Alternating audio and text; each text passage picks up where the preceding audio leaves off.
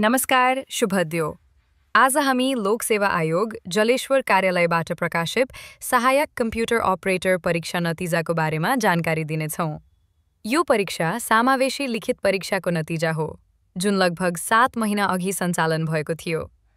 लिखित परीक्षापछि लामो प्रतीक्षापछि अन्ततः आयोगले हिजो यो नतिजा प्रकाशित गरेको छ। सूचना अनुसार यो नतिजा लोक सेवा आयोग केन्द्रीय कार्यालय कमलपोखरी काठमाडौँबाट जारी भएको हो। प्रकाशन सूचना नम्बर 791/082-83 हो र मिति 2822/9/17 मा जारी गरिएको छ। यस नतिजामा सहायक कम्प्युटर अपरेटरतर्फ कुल 10 जनाको छनौट भएको उल्लेख छ। छनौट भएका उम्मेदवारहरूले अब प्रयोगात्मक परीक्षा र अन्तर्वार्ताको लागि उपस्थित हुनुपर्नेछ।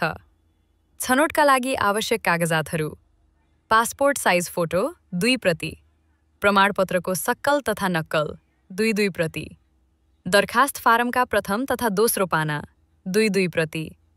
छनौट भएका सबैले परीक्षा कार्यालयमा मिति, स्थान र समयमा नियत समयभन्दा 1 घण्टा अगावै उपस्थिति हुने व्यवस्था गरिएको छ। प्रयोगात्मक परीक्षा र अन्तर्वार्ता कार्यक्रम यसै सूचनामा उल्लेख अनुसार जारी गरिएको छ। परीक्षाको ठ्याक्कै समय, स्थान र विवरण पनि समावेश गरिएको छ, जुन सबै उम्मेदवारहरूले ध्यान दिएर हेर्नुहोस्। आजको लागि यतिकै।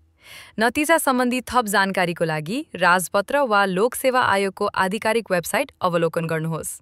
धन्यवाद।